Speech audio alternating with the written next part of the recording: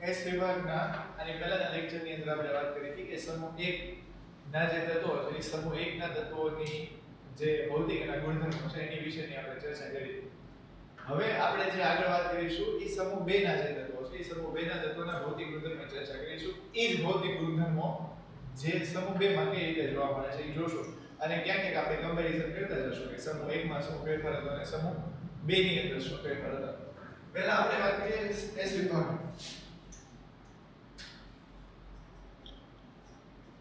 S વિભાગ.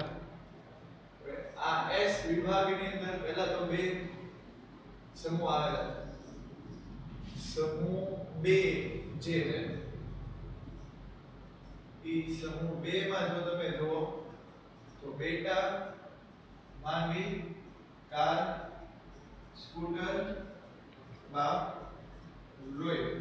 આટલા તત્વો જે છે ને એ સમૂહ 2 ની અંદર હતા. એટલે આપણે આવી રીતે કહીએ કે 2s2, 3s2, 4s2, 5s2, 6s2 અને 7s2. બરાબર, 7s2. સમૂહ 2 ના જે ગુણધર્મો છે એ સમૂહ 2 ના આ ગુણધર્મોની જો આપણે પહેલા સામાન્ય ચર્ચા કરીએ તો કાંઈક આવી રીતે થશે કે સમૂહ 2 ની સામાન્ય ઇલેક્ટ્રોનીય રચના NH2 છે. સમૂહ 2 ની સામાન્ય ઇલેક્ટ્રોનીય રચના જે છે એ શું જોવા મળશે? NH2 જોવા મળશે. આ સિવાય તમે જોવો તો સમૂહ 2 ની સામે ઇલેક્ટ્રોનની રચના જોવા મળશે. એવી રીતે સમૂહ 1 ના તત્વો એ તરફ અને પહોંચા હતા. તો સમૂહ 2 ના તત્વો જે છે ને સમૂહ 2 ના તત્વો સખત અને રાખોડી રચના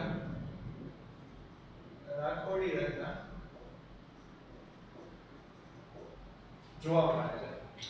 બરાબર, આ બેઝિક જે વાત હતી એ સમૂહ 2 ની બેઝિક એટલે કે જે જનરલ વાત જોવા મળે છે એની અંદર. હવે આપણે એની વાત શરૂ કરીએ. પહેલો ગુણધર્મ આપણે જોઈએ કે પરમાણુય કદ. પરમાણુય કદ.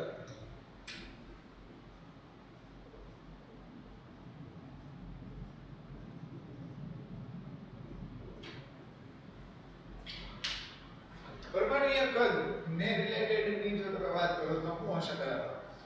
પરમાણુય કદ માટે તમે કહો તો સમૂહ 1 અને સમૂહ 2 જે છે એ સમૂહ 1 અને સમૂહ 2 માં આપણે સમૂહ 1 ની જ આપણે વાત કરી. એવું કીધું કે ઉપરથી નીચે આવે નવો નવો કોષ ઉમેરાતો જાય અને આ નવો નવો કોષ ઉમેરાતો જાય એને કારણે પરમાણુના કદમાં વધારો થાય અને જે પરમાણુના કદમાં વધારો થાય તો એને કારણે જે છે શું થઈ જશે? પરમાણુય કદમાં વધારો થાય. એટલે કે ટૂંકમાં પરમાણુય ત્રિજ્યામાં વધારો થશે. તો અહીં સિમ્પલ એ જ વસ્તુ જોવા મળશે. હું જે બોલ્યો ને ફરીથી આજે લખું વિગત કે સમૂહમાં ઉપરથી નીચે તરફ જતા દાખલ કરતો ઉમેરાતો ઇલેક્ટ્રોન, દાખલ શબ્દ અત્યારે નો આવે, ઉમેરાતો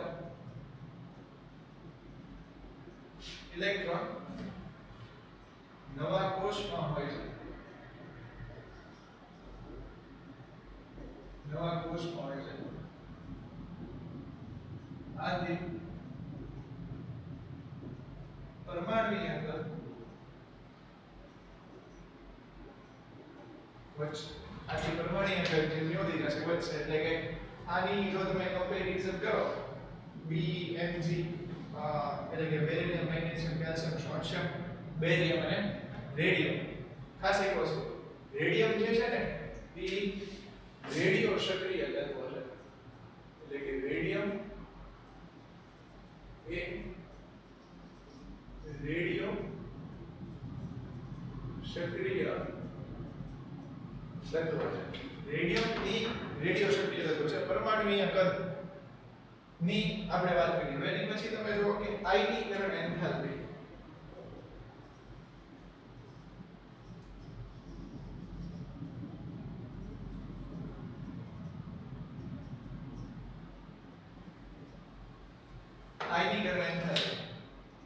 આયનિક એન્થાલ્પી નું થાય સમૂહ ઉપરથી નીચે આવે કદમાં વધારો થાય આયનિક એન્થાલ્પીમાં શું થઈ જશે ઘટાડો થશે બરાબર હવે આટલું બધું નહીં લખવાનું જેટલું તમે પહેલા લેક્ચરમાં લખ્યું હતું કેમ કે પહેલા લેક્ચરને જો તમે વ્યવસ્થિત જોયેલો હશે તો હવે બધી બેની ખાલી કમ્પેરિઝન જ આવશે એટલે જે સમૂહ 1 માં તો એ જ સમૂહ 2 માં જે જોવા મળશે અથવા તો એની કંઈક વિરોધી અસર જે છે તમને જોવા મળશે એટલે ખાસ તમે યાદ રાખો તો આયનિક એન્થાલ્પી એટલે શું થઈ જશે તો કે સમૂહમાં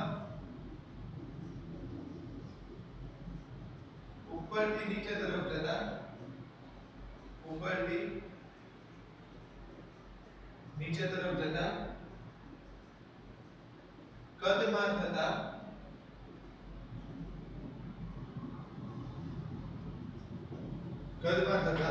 વધારા સાથે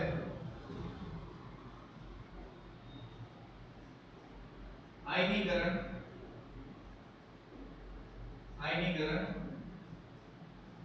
એન્થાલ્પી ઘટે છે આયનીકરણ એન્થાલ્પીમાં તમને શું થતો જોવા મળશે ઘટાડો જોવા મળશે એટલે કે B ની સૌથી વધુ અને R ને તો આપણે ગણતા નથી કેમ કે રેડિયો સક્રિય તત્વો છે એટલે BA ની સૌથી ઓછી જે છે એ જોવા મળશે હવે આપણે વાત કરી હતી જો તમને યાદ હોય તો સમૂહ 1 અને સમૂહ 2 માટે સમૂહ 1 અને સમૂહ 2 ની પ્રથમ આયનીકરણ એન્થાલ્પી ની જો આપણે કમ્પેર કરીએ તો સમૂહ 1 જે છે એ સમૂહ 1 ની પ્રથમ આયનીકરણ એન્થાલ્પી ઓછી હશે સમૂહ 2 ની સાપેક્ષમાં પણ જો દ્વિતીય આયનીકરણ એન્થાલ્પી આવે તો કોની વધારે હશે સમૂહ 1 ની જે આપણે આની પહેલાના લેક્ચરમાં લખેલું છે બધું વ્યવસ્થિત ડિટેલમાં એટલે હું પાછું એની વસ્તુ અહીંયા લખાવતો નથી ખાલી તમને એક વખત રિકોલ આપી દઉં છું કે જો પ્રથમ આયનીકરણ એન્થાલ્પી પૂછ્યું તો સમૂહ 2 ની વધારે હશે સમૂહ 1 ની સાપેક્ષમાં પણ જો તમને એવું પૂછ્યું હશે કે દ્વિતીય આયનીકરણ એન્થાલ્પી તો કોની વધારે હશે સમૂહ 1 એની પછીનો જે ગુણધર્મ છે એ ગલન બિંદુ અને ઉત્કલન બિંદુ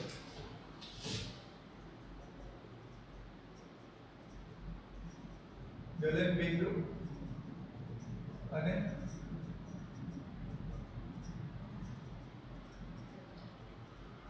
ઉત્કલન બિંદુ સમૂહમાં ઉપરથી નીચે જાઓ એમ જે છે એ પરમાણ્વીય કદમાં વધારો થાય જેમ પરમાણ્વીય કદમાં વધારો થાય પરમાણ્વીય કદમાં થતા વધારાની હારવાર પરમાણ્વીય દળમાં તે વધારો થાય એટલે અહીંયા તમે જોશો તો ગલન બિંદુ અને ઉત્કલન બિંદુ સમૂહ 2 માં ઉપરથી નીચે તરફ જતા જે છે એ શું થઈ જશે ઘટાડો થશે એટલે કે આવી રીતે થશે કે સમૂહ 2 માં ઉપરથી નીચે તરફ જતા પરમાણ્વીય કદ ઉપરથી નીચે તરફ જતા ગલન બિંદુ અને ઉત્કલન બિંદુમાં ઘટાડો થાય છે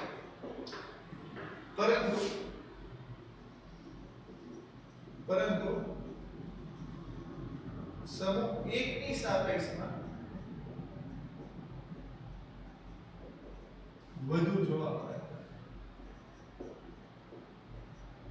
સમૂહ 1 ની સાપેક્ષમાં એ કેવું જોવા મળશે વધારે જે છે જોવા મળશે શું વધારે જોવા મળશે ગલન બિંદુ અને ઉત્કલન બિંદુ ઓછું જ છે જો પહેલા લેક્ચર પીડા દે એટલે જ આપણે લીધો હતો જો પહેલા લેક્ચરમાં ખ્યાલ આવ્યો છે તો બીજા લેક્ચરમાં ઓટોમેટિક હું જે બોલીશ ને બધું તમારી જાતે જાતે તમને ખ્યાલ આવતો જશે એક વાહકતા ગુણધર્મ જે છે ને એ આપણે સમૂહ 1 માટે નહોતો જોયો પણ બેમાં આપણે જોઈ લઈએ તમે હાર્વર નોટ ની અંદર નોટ ડાઉન જે સમૂહ 1 માં જે કાંઈ કર્યું એ જગ્યાઓ કેવી રીતે કરી નાખો બેમાં વાહકતા તો જોવા મળે છે સમૂહ 1 અને સમૂહ 2 માં પણ હવે વાત આવે કમ્પેરીઝન ની હવે કેમ કમ્પેરીઝન એટલે પહેલા તો કેમ વાહકતા જોવા મળે સમૂહ 1 કે 2 લ્યો ઇલેક્ટ્રોન છૂટા કરે છે અને ઇલેક્ટ્રોન ને કારણે તે વિદ્યુતનું વહન થાય એ તમને બધાને ધોરણ 10 ની અંદર જે તમે વિદ્યુતનો ચેપ્ટર ભણીને આવેલા છે એમાં તમને ખબર છે કે ઇલેક્ટ્રોનનો લોસ સમૂહમાં વહન થાય એટલે આમ ઓલા કોપરના તારની અંદર એવું બધું તમે ભણેલા છો બહુ ડિટેલમાં આપણે નથી જતા પણ સમૂહ 1 ની અંદર એક ઇલેક્ટ્રોન છે જ્યારે સમૂહ 2 ની અંદર બે ઇલેક્ટ્રોન છૂટા થશે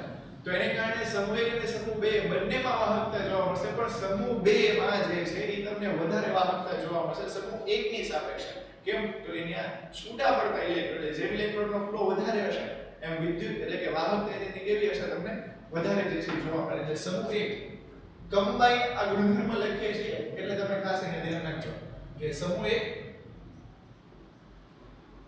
1 અને સમૂહ 2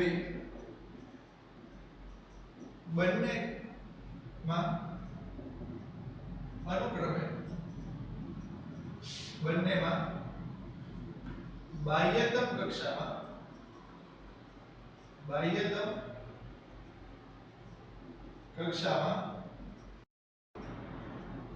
અનુક્રમે 1 અને 2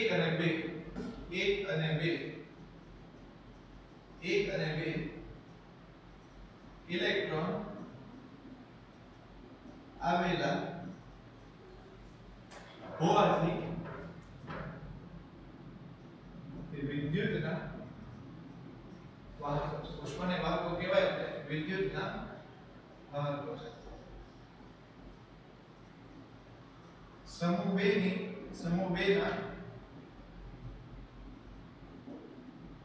2 ના તત્વોની વાહકતા સમૂહ 1 કરતા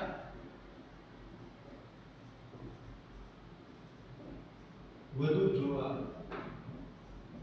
મળે છે. સમૂહ 2 ના તત્વોની વાહકતા સમૂહ 1 કરતા જે છે એ કેવી જોવા મળશે?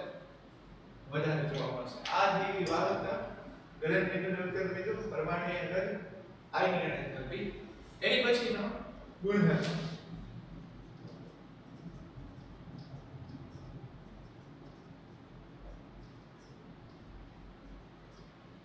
જ્યોત કસોટી.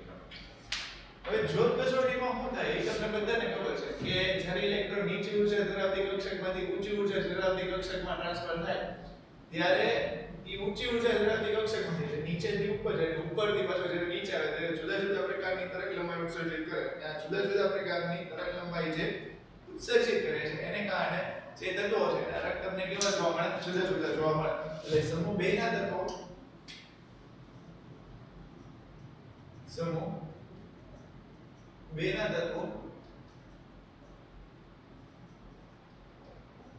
જ્યોત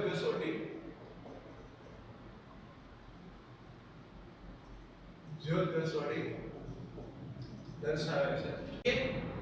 સીએ કિરમજીલાલ અને બી એ તમને લીલા રંગની જ્યોતમાં જોવા મળશે. બરાબર, એટલે આ મુખ્યત્વે જે છે તમને જ્યોત કસોટી સમૂહ 2 ના જે તત્વો હતા એની વાત થઈ આપણે. બરાબર, જ્યોત કસોટી મુજબ આપણે સમૂહ 1 માં જે છે ડિટેલમાં જોઈ ગયા છે. એની પછી તમે જુઓ તો ફોટો ઇલેક્ટ્રિક અસર. ફોટો ઇલેક્ટ્રિક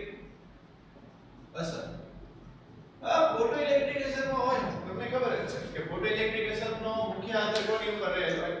તો કે આયનીકરણ પોટેન્શિયલ ઉપર રહેલો હોય કે જેમ આયનીકરણ પોટેન્શિયલનું મૂલ્ય જે છે એ ઓછું હશે, બરાબર, એમ જે છે એ શું થઈ જશે? તો કે ફોટો ઇલેક્ટ્રિક અસર દર્શાવતા હશે. અને આ આયનીકરણ પોટેન્શિયલનો આધાર કોની ઉપર છે? કદ ઉપર. જેમ કદ મોટું એમ આયનીકરણ પોટેન્શિયલ ઓછું.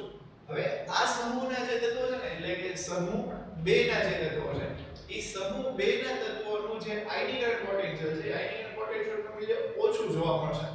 બરાબર, નહીં આયનીકરણ પોટેન્શિયલનું મૂલ્ય કેવું જોવા મળશે? વધારે જોવા મળશે. કેમ? કારણ કે એનું કદ જે છે ને એ કદ નાનું છે. એટલે કે સમૂહ 2 ના તત્વોનું કદ નાનું હોવાને કારણે તેના આયનીકરણ પોટેન્શિયલના મૂલ્ય વધારે જોવા મળે છે. આથી આ સમૂહના તત્વો જે છે ને ફોટો ઇલેક્ટ્રિક અસર જેવો કોઈ ગુણધર્મ જે છે દર્શાવતા નથી. એટલે કે સમૂહ 2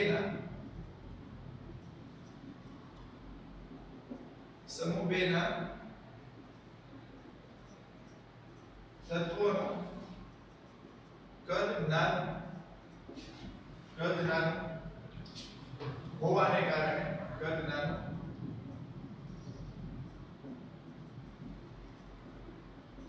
હોવાને કારણે તેના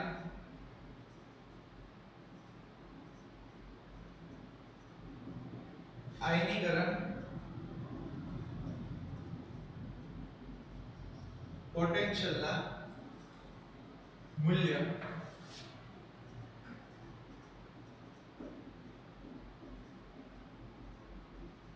વધુ જોવા મળે છે. આથી આ સમૂહના તત્વો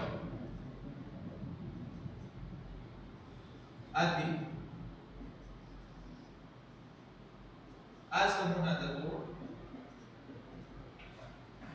આ સમૂહના તત્વોમાં ફોટોઇલેક્ટ્રિક અસર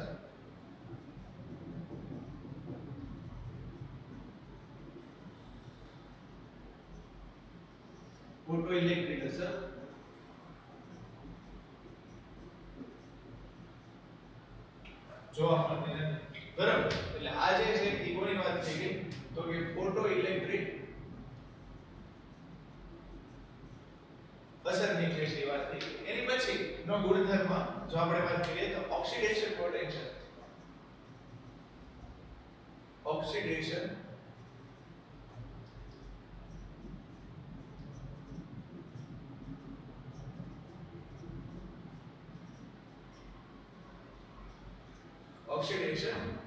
હવે ઓક્સિડેશન પોટેન્શિયલ માટે તમે એને ખાસ જો તો શું થાય સમૂહ 1 ના તત્વો સમૂહ 2 ના તત્વો છે એ સમૂહ 2 ના તત્વોના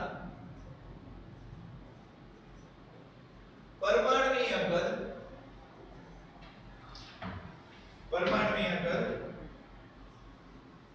નાના હોવાને કારણે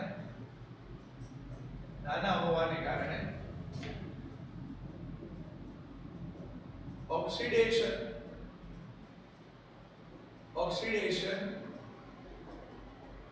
પોટેન્શિયલ ના મૂલ્ય નીચા જોવા મળે છે. કોની સાપેક્ષે? સમૂહ 1 ની સાપેક્ષે. મેઇન ગુણધર્મ જે છે એ આપણે અહીંયા ભૂલી ગયા તો કે વિદ્યુત ધર્મયતા. હવે તમે વાત કરો કે વિદ્યુત ધર્મયતા આવી રીતે થાય કે વિદ્યુત ધર્મયતા ચલે છે 1/, આયનીકરણ પોટેન્શિયલ. હવે જો પહેલા તમને જો યાદ હોય તો છેલ્લા લેક્ચરમાં એવું કીધું હતું કે આ જે વિદ્યુત ધર્મયતા છે એટલે કે ધાતુનો વિદ્યુત ધર્મય એટલે ધાતુના ધર્મયપણાનો ગુણધર્મ હોય મુખ્યત્વે કોની પર આધાર હોય કે જે ઇલેક્ટ્રોન ગુમાવતો હોય ઇલેક્ટ્રોન ગુમાવવાની પ્રવૃત્તિ પર આધાર હોય. હવે સમૂહ 1 ના તત્વોનો કદ સૌથી વધારે મોટા તો એને કારણે એને કોઈ વાંધો નહીં આવે કેમ કે સહેજ ઇલેક્ટ્રોન ગુમાવશે. પણ સમૂહ 2 ના આ જે તત્વો છે સમૂહ 2 ના તત્વોનું કદ નાનું છે. ઈ સમૂહ 2 ના તત્વોનું કદ નાનું હોવાને કારણે ત્યાં તમને જે શું થઈ જશે તો કે એની વિદ્યુત ધર્મયતા જોવા મળશે. ઇલેક્ટ્રોન તો એ છૂટા કરે છે એની વિદ્યુત ધર્મયતા જોવા મળશે પણ સમૂહ 1 ની સાપેક્ષે એની વિદ્યુત ધર્મયતા કેવી હશે? ઓછી તમને જે છે જોવા મળે. બરાબર, એટલે અહીંયા તમે ખાસ જો તો શું થઈ જશે કે સમૂહ 2 ના તત્વોની વિદ્યુત ધર્મયતા સમૂહ 1 કરતા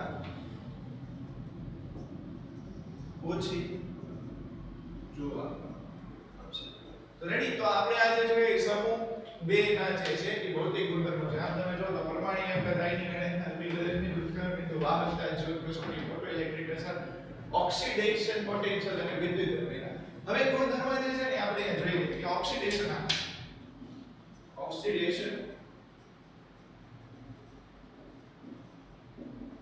રહી ગયો તો આપણે જોઈ લે ઓક્સિડેશન શું થાય.